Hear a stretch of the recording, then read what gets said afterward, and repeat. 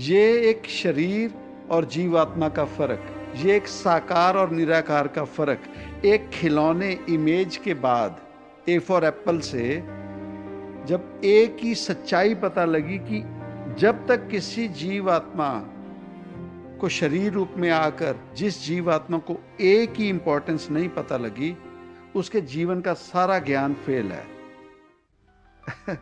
रब ने तो धर्म बनाए थे, प्रेमा भक्ति, एक इंसानियत को इंसानियत रखने के लिए। हमने सबसे बड़ा हथियार ही धर्म बना लिया, नफरत का। आज दुनिया में सबसे बड़ी नफरत सिर्फ और सिर्फ धर्म के नाम पर, रब के नाम पर है, और कुछ नहीं। और रब है ही एक। मूर्ति की भी विशेषता है, बहुत ज्यादा विशेषता है। कारण जब तक मूर्ति को नहीं पहचानेंगे, एप्पल को नहीं पहचानेंगे, एक ही पहचान नहीं होगी। मूर्ति की बहुत जरूरत है। अध्यात्म की शुरुआत किसी से प्रीत लगाने के लिए, जैसे मीरा ने प्रीत लगाई, पर फिर वही बात, एप्पल पे टिक गए, वो एप्पल तक रह गए। ओंकार तू सत है, बिन तुद सब मिथिया। जो तुद ते है उपजया, अंत तुद माहे समाय। सत ओंकार। तो पहले कहा गया मोहन मोह लिया मन मेरो। अब जब मोहन की बात करते हैं तो हमें समझ आती है एक तस्वीर, एक पिक्चर, जिसे हम कृष्ण कहते हैं। कृष्ण महाराज जी, जिनका एक नाम मोहन भी है। कई नाम हैं उनके, पर एक मोहन नाम से भी उच्चारण किया गया, उनका पुकारा गया। अब एक तरफ बात की गई एक शरीर की, एक नाम की, और फिर इसी में कहा गया कि पूरन परम ज्योत परमेश्वर प्रीतम प्राण हमारे। अब इसमें समझने की बात यह है कि एक तरफ शरीर की बात है और एक तरफ पूरन ज्योत की बात की गई। अब दोनों बातें एक दूसरे से भिन्न हैं, अलग हैं। तो बात कैसे समझ आए कि एक तरफ शरीर नाम और दूसरी तरफ पूरन ज्योत, वो जो शरीर नहीं है। तो जैसे स्कूल में बच्चे को भेजा गया, तो बच्चे को पहचान करवाने के लिए पहले कोई मूर्त, कोई तस्वीर बताई गई। शुरुआती जीवन देखें, बच्चा जो है, चाहे माता पिता हैं या किसी गुरुजन के पास बच्चों को भेजा गया, तो शुरुआत कहाँ से हुई? या तस्वीर बताई गई, मूर्त बताई गई, या कोई खिलौना नुमा शरीर बच्चों के हाथ में वो दिया गया, ताजो बच्चा पहले दिमागी एक ऐसा प्रोसेस है कि वो अपने जैसा, कारण कि ये जीव आत्मा इस शरीर में जो विराजमान है, तो अपने आप को शरीर समझ बैठी और वो शरीर को ही अपना सच मान के अपने जैसे जो आंखों से देख सकती है, उसे सच्चाई मानती है। इसी वजह से पहले जो शुरुआत होती है किसी न किसी मूर्त तस्वीर से। तो बच्चों को बता दिया गया कि अगर कहा गया ए फॉर एप्पल, तो ए फॉर एप्पल एक ही संपूर्णता नहीं है। एप्पल सिर्फ एक नक्शा, एक मूर्त, एक रूप दिया गया बच्चे को समझाने के लिए कि वो ए का उच्चारण कर सके। अपने आप में लेटर है ए, अल्फाबेट, और एप्पल बड़ा शब्द है, वर्ड है। पर क्या होता है कि एप्पल याद करवाने के लिए, ए याद करवाने के लिए एप्पल बताया गया और उच्चारण कराया गया, A for Apple, A for Apple. इसी तरह से एक बच्चे के जीवात्मा जो शरीर में है, उसके जीवन का शुरुआत हुई तस्वीरों से, मूर्त से। पर एक समय आया, वो बच्चा जब जान गया ए का उच्चारण करना, ए की महत्ता, तो उसे फिर वो ए शब्द के उच्चारण करने के लिए हमेशा ए फॉर एप्पल नहीं कहना पड़ा। एक समय तक वो उच्चारण करता रहा A for Apple, A for Apple. अब जैसे ही वो आगे की पढ़ाई आई, ए उसके दिमाग में बस गया, तो उसने फिर और शब्दों का और अल्फाबेट्स का उच्चारण करना शुरू किया। B for bat, B for ball. अब फिर वही बात, बी अपने आप में बी अल्फाबेट की संपूर्णता नहीं है, पर उसे भीतर बसाने के लिए उसके संग बॉय, बैट, बॉल तस्वीरें बता दी। अब भीतर उस बच्चे के बॉल भी विराजमान हो गई, बैठ गई, और बी भी बैठ गया। इसी तरह से अल्फाबेट्स याद करवाए गए। अब एक समय आया जब सारे अल्फाबेट्स बच्चे को आ गए, तो उसने जब दो अल्फाबेट्स को जोड़ के पहला वर्ड बनाया, AT, एट, तो AT, एट में उसने एप्पल और T फॉर टोमेटो या T फॉर ट्रेन जो भी बताया गया, उसने ये नहीं कहा A for apple, T for tomato, that makes at. उसने ये नहीं कहा। उसने फिर सीधा एक लेटर लिया AT, एट। अब जब दो अल्फाबेट्स जोड़ के वर्ड जो सीख गया, तो उसी तरह से तीन अल्फाबेट CAT, कैट हो गया। उसे ये नहीं कहना पड़ा CAT, cat, A for apple, T for train, cat, ऐसे नहीं कहना पड़ा। इसका क्या मायने है कि शुरुआत जो हुई वो तस्वीरों से, मूर्तियों से, खिलौनों से बच्चे को वो दे दी गई। पर एक समय के बाद उसी अल्फाबेट से उस बच्चे को ज्ञान मिला। शुरुआती तस्वीरों से शुरुआत हुई, लेकिन ज्ञान वो तस्वीर नहीं थी, वो मूर्त नहीं थी। ज्ञान थे वो अल्फाबेट्स। और जब वो वास कर गए भीतर, अब रोजाना भी अगर एप्पल सामने आता है तो वो बात दिमाग में नहीं आती जो शुरुआती आती थी A फॉर एप्पल। अब वो बात दिमाग में नहीं आती। इसी तरह से कोई भक्तजन, कोई संत जन, कोई महापुरुष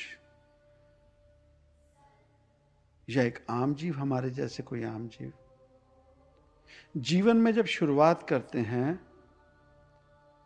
अध्यात्म की, कारण हम सत्संग पे बैठे हैं। सत्संग जहां सच की बात हो, किसी फकीर के संग अगर करने लगे हैं, तो वहां कारोबारी, नौकरी में इजाफा कैसे होगा, कारोबार में नफा नुकसान कैसे होगा, ये हमारी भूल है।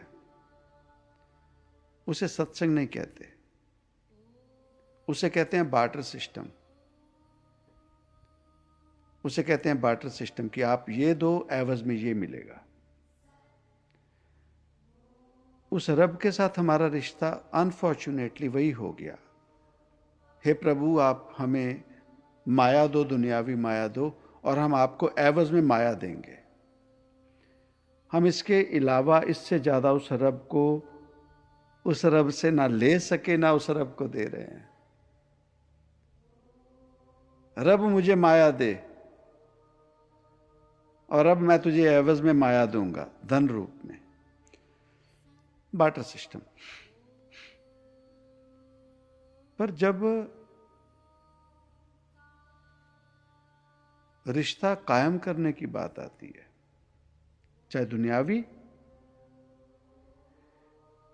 या रब्बी, जिस रिश्ते में गिव एंड टेक है, दुनियावी बात करते हैं पहले, कि तुमने मुझे ये दिया एवज में मैं ये दूंगा, तुमने मेरे लिए ये किया एवज में ये करूंगा, वो रिश्ता ज्यादा नहीं चलता। उस रिश्ते ने एक दिन टूटना ही है। इन रिटर्न कुछ एक्सपेक्टेड है। फिर वही बचपन की बात करते हैं। वो रिश्ते की जो पहचान कराई जाती है, कोई बच्चा है अगर, उससे अगर कोई काम करवाना होता है तो उससे काम करवाने के लिए माता पिता कोई ना कोई लालच देते हैं। सुबह उठना है, अगर बच्चा जिद कर रहा है, अब वो पुराना समय तो रह नहीं गया कि माता पिता ने पीटा, उठा के सीधा बिठा दिया। अब तो वो समय है नहीं। अब तो बहुत लोलो पोचो करते हैं, बहुत आडंबर ड्रामे से कर दिया अब तो बच्चे को शुरुआत उठाने से भी लालच देना पड़ता है। बेटा तू उठेगा तो तुझे ये मिलेगा, बेटी तू ये करेगी तो तुझे ये देंगे। हम ये रिश्ते की शुरुआत करते हैं। तो बच्चों से काम करवाना होता है, कोई भी घर का काम है, होमवर्क करवाना है, तैयार करवाना है, स्नान नहाना है, खाना खिलवाना है, तो हर चीज में लालच दिया जाता है। ये करेगा तो ये मिलेगा, ये करेगा तो ये मिलेगा। ये दूसरी आदत बनी। पहली आई पढ़ाई की, अल्फाबेट्स से शुरुआती पिक्चर, तस्वीर बताई। अब जब काम करवाना है, उन्हें कुछ सिखाना है, तो उसको लालच दिया गया। बेटी होमवर्क कर लेगी ना तो मैं कैंडी, कोई ना कोई गिफ्ट, टॉय, ये तब मिलेगा। तो लालच देना शुरू किया जीव को। ये दूसरा सबक। अब जब बात आती है किसी भी रिश्ते की, तो जहां तक हमारा बार्टर सिस्टम है, एवज में ये एवज में वो, तो वो रिश्ता सच्चा नहीं है। सभी जानते हैं कि ये किसी ना किसी मतलब के नाम पर ये रिश्ता टिका है। तो इसी तरह से कोई बच्ची, जिसे मीरा कहते हैं, बचपन, राजघराना, धनवान परिवार, तो एक जिद्दी सा बच्चा होता ना, जैसे लाड प्यार में, किसी राह चलते फकीर के पास कृष्ण महाराज जी की एक मूर्ति थी। वो राह चलते होंगे, वो मूर्ति दिखा के कुछ सेवा भगवान का नाम पे जैसे दान दक्षिणा मांगते हैं। तो बच्ची ने जिद की। जिद क्या की कि मुझे वो मूर्ति, वो मूर्त चाहिए। और उस जिद में वो मूर्ति ले ली। अब जैसे 3-4 साल की कोई बच्ची हो ना, तो कुदरती होता है कि जैसे बच्चों को टॉयज, खिलौनों की एक चाह होती है, जिद होती है। बच्चों को टॉय दे के कुछ भी करवा लो, खिलौने, उन्हें खिलौने चाहिए एक उम्र तक। तो उस बच्ची को भी वो खिलौना रूप, वो कृष्ण की मूर्ति जो, उसे भा गई। और वो बचपन में, उस उम्र में, वो उसकी पूजा नहीं कर रही।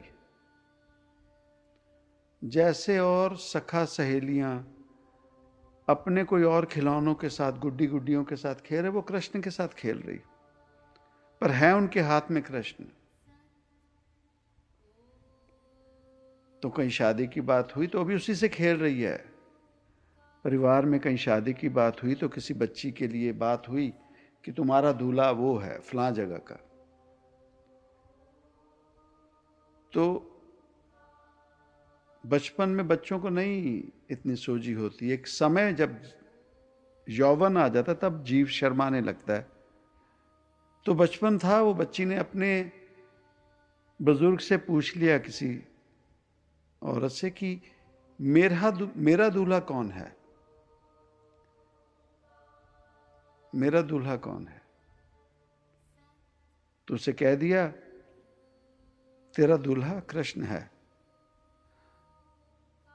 जैसे अगेन फिर समझें, बचपन है नहीं, बच्चों गुड्डे गुड्डियों की शादी करवाते थे तो दूल्हा बनाना, दूल्हे को, उस गुड्डे को सजाना दूल्हे की तरह,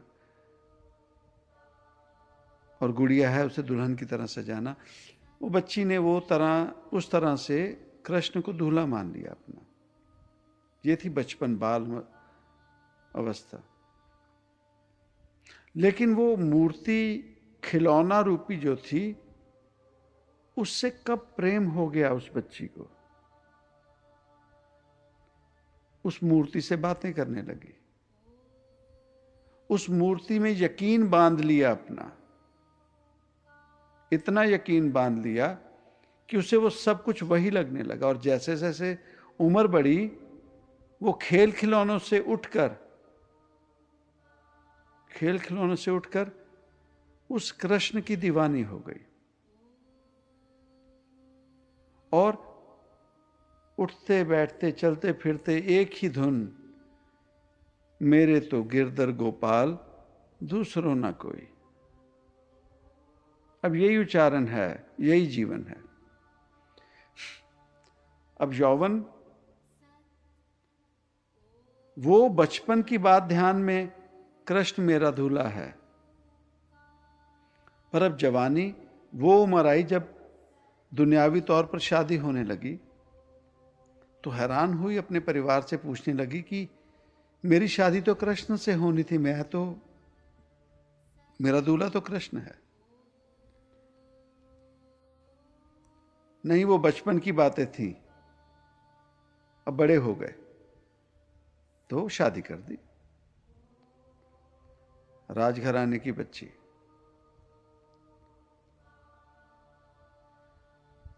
राजघराने की बच्ची, शादी। अब वहां जाकर भी एक ही बात, वो जो दिमाग में लगी, मेरे तो गिरधर गोपाल, नहीं समझा सके अपने भीतर की अवस्था, वो क्या कह रही थी। शंका भी की गई कि इसका कहीं और, जिसे आजकल कहते हैं अफेयर है, एक्स्ट्रा मैरिटल अफेयर, लांछन लगे। ये अब की बात नहीं है साथ संगत, ये अब की बात नहीं है। पर एक जिद, अब इसी अवस्था में वो भटक रही है, कोई छोर नहीं मिल रहा, ना रब मिल रहा है, ना जग मिल रहा है। एक ऐसी अवस्था जिसमें कंफ्यूजन है, ना वो जग पा रही है रब के आस में, और रब मिल नहीं रहा है, क्योंकि रब पाने की सीढ़ी, रास्ता कहीं नहीं मिल रहा। और उस समय में गुरु रूप, रब रूप उनके रविदास जी आए, संत रविदास जी, और उन्होंने बच्ची को जब देखा, तो हम जैसे आम जीव शरीर देखते हैं, रूप देखते हैं, पहरावा देखते हैं, पर जो पूर्ण संत गुरुजन, वो शरीर नहीं देखते। शरीर के भीतर जो हमारी सच्चाई, जीवात्मा, जो हमारी सच्चाई, जो हम सच में हैं, जीवात्मा, उनकी निगाह उस पर पड़ती है। जीवात्मा जीवात्मा को देखती है, या यूं कह सकते हैं महाआत्मा, महात्मा, वो एक जीवात्मा को, साधारण जीवात्मा को देखती है। पर वो महाआत्मा उस जीवात्मा के पूर्वले जन्मों के शुभ कर्म और उस जीवन में, उस शरीर में वो जीवात्मा जो तड़प रही है, उसमें जो बिरहा है, माया के लिए नहीं, बार्टर सिस्टम नहीं, उस रब के लिए, अपनी संपूर्णता के लिए परेशान है, पता नहीं लग रहा, ना जग में सेट हो रही है ना रब के घर में। उस जीवात्मा को आगे बढ़ के उस महात्मा रविदास जी ने अपनी शरण में लिया और उन्हें नामदान दिया। वो नामदान जो कबीर साहब को मिला, उठो राम के कहो राम। अब एक जीव जीवन भर कृष्ण को याद कर रहा है और उसे नामदान मिल गया, राम जपो। कोई शंका नहीं, यकीन करके वो जीवात्मा अब शरीर से, उस खिलौने से ऊपर उठी, साकार से ऊपर उठी, निराकार की तरफ, सच्चाई की तरफ। और वो निराकार जो उसके गुरु ने बताया कि बाहर नहीं है, भीतर है। कहने लगे, बावली, तू जिस कृष्ण को बाहर ढूंढ रही है वो तो तेरे भीतर है। बाहर ना ढूंढ, भीतर जा, भीतर जा और देख, पाले। तू बाहर भटक रही है, वो तुझे भीतर बैठा इंतजार कर रहा है तेरे मिलने का। पाएगी कैसे? यही अवस्था जो बिरहा, जिसमें तुझे जग नहीं चाहिए, जग में रह उस कमल के फूल की तरह इस कीचड़ में, पर पुकार उससे, ये सुमरन दिया। और वो सुमरन भीतर जाकर रटते रटते रटते रटते वो अवस्था जिसे वो कहती थी, मेरे तो गिरधर गोपाल दूसरों ना कोई, अब वो मीरा कहती है, पायोरी मैं तो राम रतन धन पायो। ये एक शरीर और जीवात्मा का फर्क, ये एक साकार और निराकार का फर्क, एक खिलौने इमेज के बाद, ए फॉर एप्पल से जब एक ही सच्चाई पता लगी कि जब तक किसी जीवात्मा को शरीर रूप में आकर जिस जीवात्मा को एक ही इंपॉर्टेंस नहीं पता लगी, उसके जीवन का सारा ज्ञान फेल है। पुत्र, बात समझना, वो जो एप्पल पे टिक गया ना, वो एप्पल तक ही टिक गया, सीमित रह गया। पर जिसने ध्यान कर लिया, समझ गया कि नहीं नहीं, ए में कुछ है, और जिसने ए जान लिया ध्यान से, संपूर्णता, उसको दुनिया का जितना भी ज्ञान मिला दुनियावी, वो ए की बदौलत मिला। ए ना होता तो कुछ ना होता। जिसे ए नहीं आया उसे कुछ नहीं आया। You got the point or no? How important is A? But to know the A, we need to know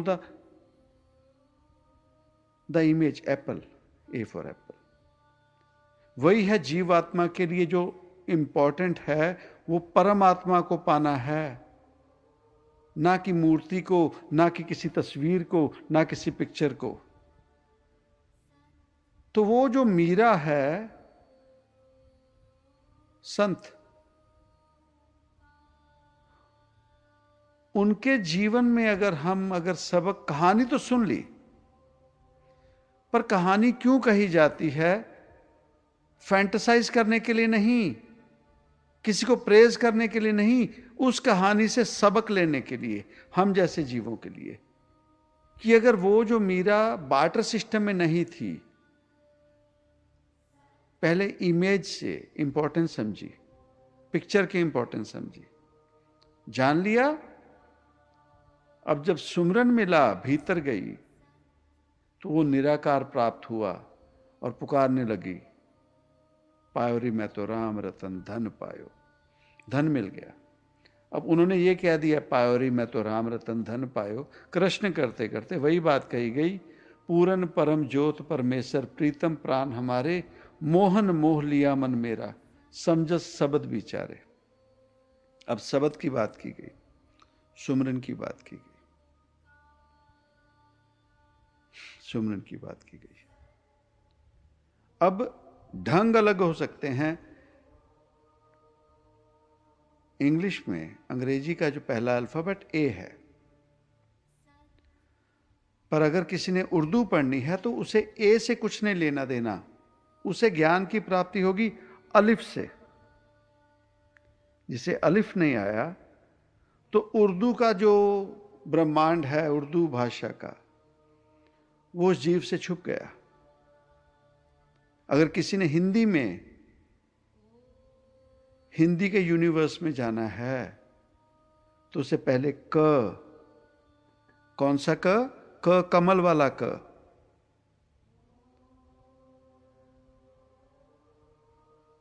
Punjabi में जाना है ऊड़ा, ऊड़ा ऊंट वाला ऊड़ा। भाव रब हमारे अलग अलग हम बना सकते हैं। कोई राम को पूछ रहा है ना गुरबाणी में।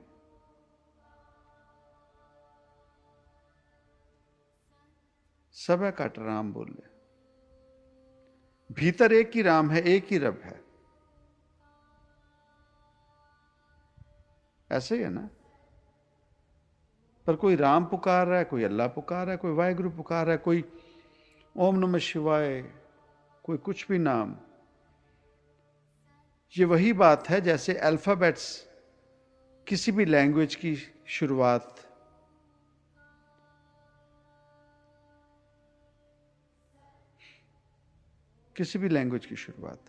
उसी तरह से किसी भी धर्म से हम बिलोंग करते हैं, वो जो शुरुआत में कोई इमेज बता दी गई, कोई पिक्चर बता दी गई, वो सिर्फ और सिर्फ शुरुआत है। कृष्ण के साथ खेलना एक उम्र तक ठीक है, खिलौना समझ के, पर एक समय के बाद उस कृष्ण को पाना है तो गीता पढ़नी पड़ेगी। उस गीता में जो कृष्ण बैठा है ना, जिसने कह दिया अर्जुन तू शरीर नहीं है,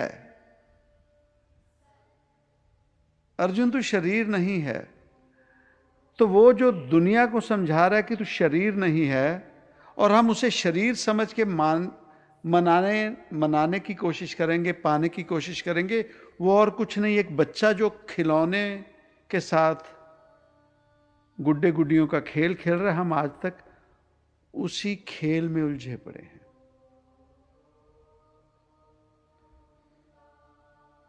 उसी बचपना, खिलौने, इमेजेस एक समय तक बचपने के लिए हैं, बचपन के लिए। एक उम्र पाने के बाद हमें एप्पल की जरूरत नहीं। अल्फाबेट से जो सीख लिया, अब कभी ध्यान भी नहीं आता ए फॉर एप्पल कब याद किया, कब जाना, कब पढ़ा, अब तो रट लिया।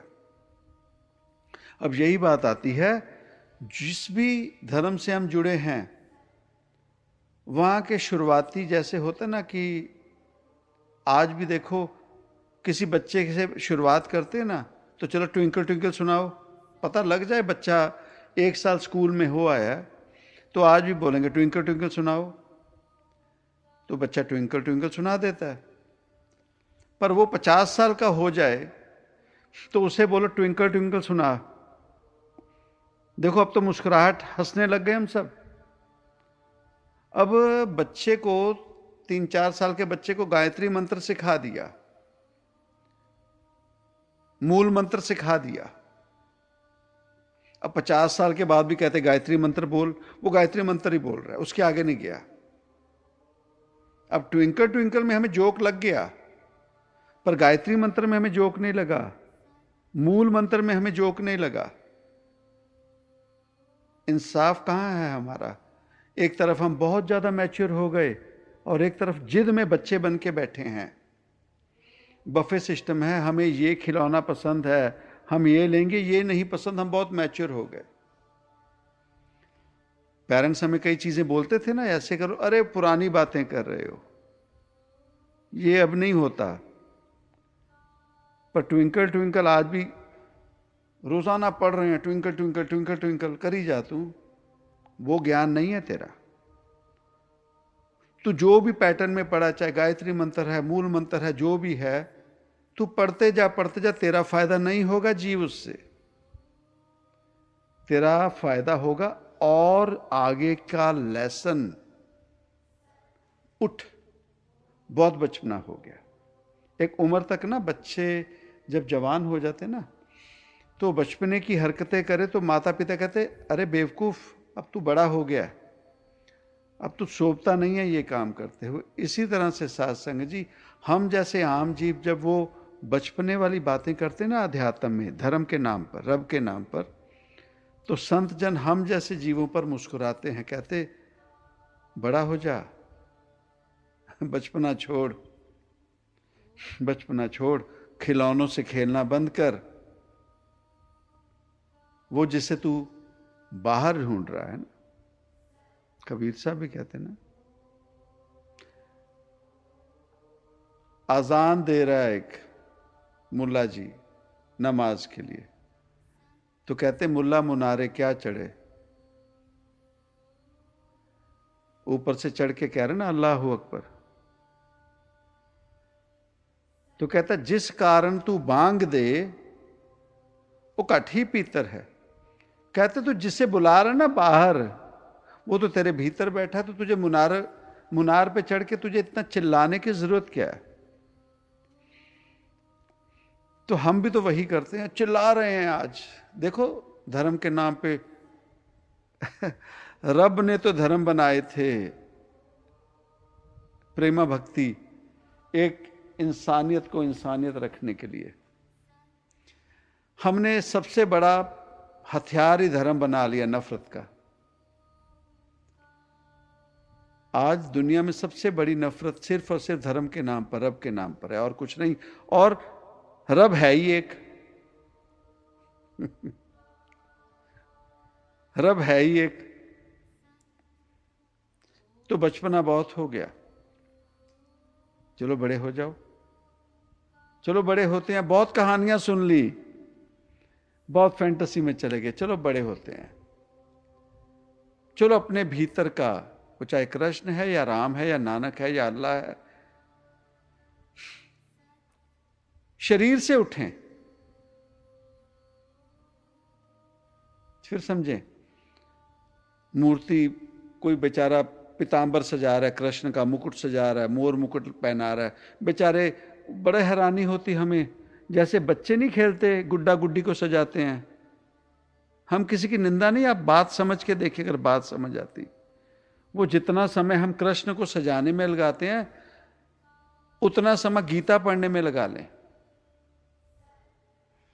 उतना समय गीता पढ़ने में लगा लें, तो पता लगेगा। कृष्ण नहीं बोलेगा बेवकूफ, तू शरीर नहीं है,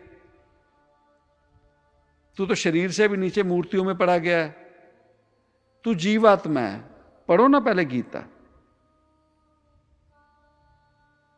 बस पिक एंड चूज बातें पकड़ लेंगे। ओहो, सत्संग में तो कृष्ण की बेइज्जती कर दी, हमारी क्या औकात। पर सत्संग का मतलब आईना, शीशा सच का, कि अपना शीशे में, आईने में अपनी शक्ल देख ले। तू शोभता है वो काम करते जो बच्चों के काम कर रहा है, खिलौनों की तरह खेल रहा है। जिस दिन इन खिलौनों से ऊपर उठ के जीव तू गीता पढ़ेगा ना, तू धर्म ग्रंथ पढ़ेगा ना, तो तुझे पता लगेगा तूने जीवन व्यर्थ गवा दिया, जीवन व्यर्थ गवा दिया। धन दौलत कमाई दुनिया में, माया कमाई, हो गया। अब आगे बता क्या, अब आगे बता क्या। दुनिया में क्या बोलेगा, मैंने इतना कमाया, मैंने इतना धन दौलत बनाया, बहुत बढ़िया। अब उसके आगे क्या? उसके आगे डिप्रेशन, उसके आगे सिकनेस। काश अगर वो धन दौलत कमाते कमाते जीव तू अपने भीतर अपने लिए समय निकाल के अपनी सच्चाई पहचानता, उन खिलौनों से खेलने की बजाय धर्म ग्रंथ में जाता, सच्चाई जानता, महापुरुषों का संग किया होता। और महापुरुष भी वो जो सच बोलते, हमें अपने पीछे ना लगाते, हमें शरीरों के साथ मूर्तियों के साथ ना जोड़ते। कारण संत जनों की आरती, संतों की ही देन। जैसे ना हम किसी को जानते थे, वो भी किसी को आगे जानते थे, किसी को मानते थे, गुरु बनाया हुआ था, तो हम उनके साथ चले। तो एक दिन क्या हुआ, हमने पूछा आप जितना महान बता रहे हो अपने गुरु को, हमें नहीं पता, लेकिन वो सच में इतने महान थे? तो पता क्या कहते हैं, थे या नहीं, पर जहां तक मैं उसे महान बनाऊंगा ना, कल मेरी पिक्चर उससे आगे चलेगी। भाव में पहले ही एक कद निश्चित कर दूंगा उसे। तो मैं उसे भगवान बनाऊंगा ना, तो कल मैं भी उसी भगवान की तरह पूजा जाऊंगा। कारण कि मैं इतना बड़ा ग्राफ सेट कर दूंगा। वो है या नहीं मुझे नहीं पता, ग्राफ सेट कर दिया, फिर वो जीव उससे ज्यादा नाम अपना जपवाने लग गया। क्यों? कि ग्राफ फिट हो गया, उसका नाम ले लिया ग्राफ फिट करने को, ग्राफ सेट करने को। अब फिर कहने लगा मैं उससे भी ऊंचा हो गया।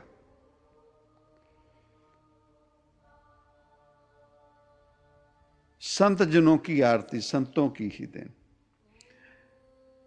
सच ये है, गुरु सिर्फ और सिर्फ जैसे स्कूली टीचर ज्ञान देने के लिए, उसके बाद वो स्कूल में टिक गया, हम स्कूल में नहीं टिकते, हम आगे जाते हैं अपना जीवन जीने के लिए। उसी तरह से साध संगत जी, बार बार कहा जाता है कि अध्यात्म में गुरु अध्यात्म की पढ़ाई की शुरुआत है, अंत नहीं। हमने क्या किया, गुरु को ही अध्यात्म में अंत मान लिया। गुरु मिल गया तो बस। अरे गुरु तो शुरुआत है स्कूल की, अध्यात्म की। सबक लो, सत्संग पे आए, सत्संग पे लो और ज्यादा आगे की पढ़ाई। पर यह नहीं कि गुरु ही मेरा सब कुछ है, गुरु ही रब है। नहीं, गुरु शुरुआत है अध्यात्म की। कृष्ण ने यही कहा, अर्जुन बात तब करेंगे जब पहले मान तू शरीर है या जीवात्मा है। तो आज कृष्ण भी सोचता होगा गीता की कितनी कदर पाई हमने। वो भी बैठा सोचता होगा क्या कर रहे हो, मूर्ति बना के लगे हो। तो अब मीरा के नाम पर तो नहीं लड़े होंगे जीव, कहेंगे ये कैसी है ये, कभी कृष्ण कहती कभी राम कहती। तब हम कहेंगे नहीं नहीं एक ही हैं। पर जब सच कोई बोलेगा ये दोनों एक हैं, सभी एक हैं, रब एक है, तब हम लड़ पड़ेंगे। So buffet system, pick and choose. भीतर जाएं, अध्यात्म में अध्यात्म, सूक्ष्म ज्योत। और जब भीतर जाते हैं साध संगत जी, देखिए ना कितना बड़ा शरीर है हमारा, 5 फुट से 6 फुट। दुनिया भर ट्रैवल कर लिया, दुनिया भर बाहर भटक लिए, पर साध संगत जी 5 से 6 फुट के शरीर के भीतर वो रब बैठा है। वो आसान नहीं होगा हमें, वो आसान नहीं होगा हमें। पर हम वो भीतर वाला काम नहीं करेंगे, हमें आदत पड़ गई ना बाहर भटकने की। तो सवाल किया हमने, कहा? वो कहता बाहर है। हमने कहा पुत्र कभी अंदर भी भीतर भी रहा करो, बाहर ही रहते हो। तो 6 फुट का शरीर, 5 फुट का शरीर, तो उसमें ट्रैवल करना आसान होगा और जल्दी मिल जाएगा। जो भीतर जाएं, सच्चाई जाने। मूर्ति की भी विशेषता है, बहुत ज्यादा विशेषता है। कारण जब तक मूर्ति को नहीं पहचानेंगे, एप्पल को नहीं पहचानेंगे, एक ही पहचान नहीं होगी। मूर्ति की बहुत ज़रूरत है अध्यात्म की शुरुआत किसी से प्रीत लगाने के लिए, जैसे मीरा ने प्रीत लगाई। पर फिर वही बात, एप्पल पे टिक गए, वो एप्पल तक रह गए, पर जिन्होंने एक ही इंपॉर्टेंस जान ली वो ज्ञान पा गए जीवन का। उसी तरह से वो मूर्ति से उठकर जब सुमरन में गए, भीतर गए, ढूंढा, तो भीतर का ब्रह्मांड, भीतर की सच्चाई, जीवात्मा ने अपने जीवन की संपूर्णता पा ली। भीतर ही वो जीवात्मा को परमात्मा मिल गया। जीवात्मा कहा जाता है, जीव शरीर नहीं कहा जाता, परम शरीर नहीं कहा जाता, परम आत्मा कहा जाता है। सो पैटर्न तो सेम है, आत्मा तो है, एक तो कॉमन है। अब वो जीवात्मा है, वो परमात्मा, सो डिफरेंस है। मेहनत करके देख लें, भीतर जाएं और सच पा लें, तो हमारे भीतर से ये जो भेदभाव होते हैं ना, एक तरफ मोहन है, एक तरफ पूर्ण ज्योत है, ये पढ़ाई है, भीतर की अध्यात्म उन्नति है। जितनी गहराई उतनी ऊंचाई, पर होगा सब भीतर सत्संग जी, बाहर कुछ नहीं है। कोशिश करके देखें, मैच्योरिटी लाएं, बचपना छोड़ें, बचपना बहुत हो गया। बड़े हो गए तो सच में बड़े हो जाए और पालें। ना इम्पॉसिबल है, ना ही डिफिकल्ट है। हमें ऐसे प्रगटावा कर देगा, बहुत डिफिकल्ट है। कोई संत जन, कोई फकीर होगा ना, तो अपनी कहानियां बताएगा दुनिया में, अरे मुझे पता है मैंने कैसे पा लिया, डरा देगा जीवों को। ना ना, तू तो कर ही नहीं सकता ना, क्योंकि इंपॉर्टेंस कैसे मिलेगी, इंपॉर्टेंस कैसे मिलेगी। सो सभी के लिए है भगवान। ये जन्म इंसानी जामा मिला ही सत्संग जी उस रब को पाने के लिए, वो इंतजार कर रहा है। तो अगर मीरा को मिला, कबीर को मिला, नानक को मिला, तो सत्संग जी हमें भी मिलेगा। वो मिलना चाहता है, वो फर्क नहीं करता। वो सूरज मीरा को भी मिला, नानक, कृष्ण, राम, भोलेनाथ, वो सूरज सबको मिला। कोई ये तो नहीं कह सका कि भोलेनाथ को सूरज ज्यादा मिला, नहीं। जिससे वो सूरज की यूजेबिलिटी इंजॉय करनी आ गई, उसने ज्यादा पा लिया। उसी तरह से भगवान भी, ऐसा नहीं है कि उसे ज्यादा मिलेगा, वो सभी के लिए, बस उसे यूजेबिलिटी, उसे इंजॉय करना आ जाए, तो जितना ज्यादा इंजॉय कर सकते हैं, ग्रैब कर सकते हैं, वो सत्संग जी हमारा। ते वैसे एप्पल ਦੀ भी बहुत इंपॉर्टेंस हैगी है। कहा जाता है, an apple a day keeps doctor away. पर अपने आप से सवाल कर लें, हम रोज सेब खाते हैं क्या? हम तो वो भी नहीं खाते। तो ना रब मिला, ना जग मिला, ना ए मिला, ना एप्पल मिला। ना एप्पल खाने हैं तो ए तो भुल ही बैठे हैं। सो साध संगत जी, ये जीवन व्यर्थ गवाने के लिए नहीं है। उत्थे अमलों दे होने ने नबेड़े, किसे ना तेरी जात पूछनी, कितनी धन दौलत कमाई, वहां रब के घर में ये नहीं पूछा जाएगा। अगर ये पूछा जाना होता ना, तो वो गौतम बुद्ध है ना, वो बेवकूफ नहीं थे, वो मीरा बेवकूफ नहीं थी, वो नानक बेवकूफ नहीं थे, मोहम्मद साहब बेवकूफ नहीं थे। ये सारे ना उस समय में ये अमीर परिवारों के जीव थे, धन दौलत से भरपूर थे। उसके बावजूद उन्हें क्यों निकलना पड़ा? क्योंकि वो जानते थे कि ये सच्चाई नहीं है,